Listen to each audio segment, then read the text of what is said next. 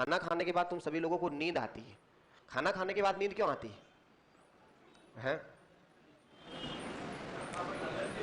रक्त दाब बढ़े, उससे क्या हो गया? एक गरीब हो तुम, जब खाना खाते हो, तुम्हें पता हो तो पाचन एक बहुत जटिल प्रक्रिया है।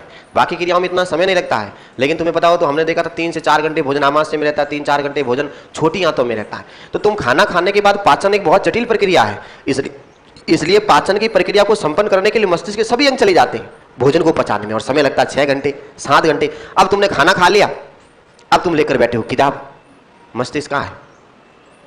पाचन की क्रिया, मस्तिष्क यहाँ है क्या? अब नहीं। तो सीधी सी बात, तुम्हें क्या होगी? नींद आई। तुम्हें पता हो तो कहा जाता है कि पढ़ाई का सबसे उचित समय होता है सुबह जल्दी उठकर पढ़ना। यही तो कारण है कि सुबह उठकर, मेरे हिसाब से सुबह उठते कोई ऐसा व्यक्ति नहीं होगा सुबह उठते 10-12 रोटी खाए पहले। भाई ऐसा कोई व्यक्ति है तो वो इंसान नहीं, ध्यान रखना, ठीक है? ढांडा है, ध्यान रखना, ठीक है? पशु है वो, ठीक है? पशुओं की श्रेणी में आएगा वो व्यक्ति। सुबह उठते यदि खाना खा ले तो, सुबह उठते कोई खाना नहीं खाता, सुबह उठते हर व्यक्ति कोई हल्का फुल्का लिक्विड सब्सटेंस, ठीक है, चाय वाय पी लेता है। तो लिक्विड को पचाने के लिए इतना मस्तिष्क को काम नहीं करना पड़ता जितना ठोस पदार्थों को पचाने के लिए काम करता है। तो सुबह तुम्हारा मस्तिष्क एक्टिव है क्योंकि पाचन की प्रक्रिया पूरी रात संपन्न कर चुका है और पाचन की घटना रात को पूरी हो चुकी। अब तुम सुबह उठे हो, तुम्हारा ब्रेन पूरा एकदम एक्टिव है। ब्रेन बोलेगा अब तुम कौन सी क्रिया करवाना चाहते हो, हर क्रिया को करने के लिए तैयार हूं और बड़े शिद्दत के साथ करूंगा।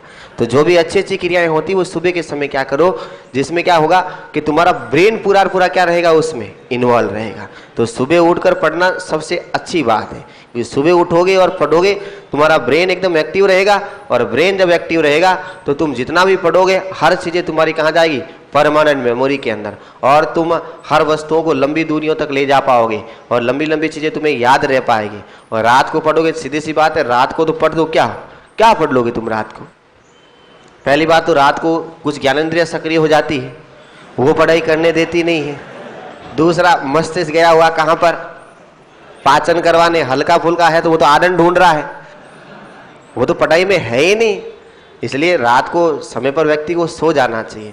जितना रात को जगा रहोगे उतना ही तुम्हारा मस्तिष्क नकारात्मक होता जाएगा, ठीक है? हमेशा हर चीज़ गंदी गंदी चीज़ों को सोचेगा रात को, सीधी सी बात है, ठीक है? सुबह उठकर पढ़ोगे, मस्तिष्क ऐसी चीज़ों को बिल्कुल नहीं सोचेगा सुबह सुबह उठ के, ठीक है? सुबह उठकर मस्तिष्क अच्छी चीज़ों को सोचेगा और पढ़ाई वढ़ाई करोगे तो तुम्हारी क्या पता नौकरी वोकरी भी लग जाए, नहीं तो तुम एक बेरोजगारी नामक बीमारी से ग्रसित हो, ठीक है? ये बीमारी से निकलने के लिए पढ़ना ही पड़ेगा, सीधी सी बात है। हेडिंग लगाओ, ANS ऑटोनोमस नर्वस सिस्टम, स्वायत्त तंत्रिका तंत्र। स्वायत्त तंत्रिका तंत्र में लिखना है, इस तंत्र का निर्माण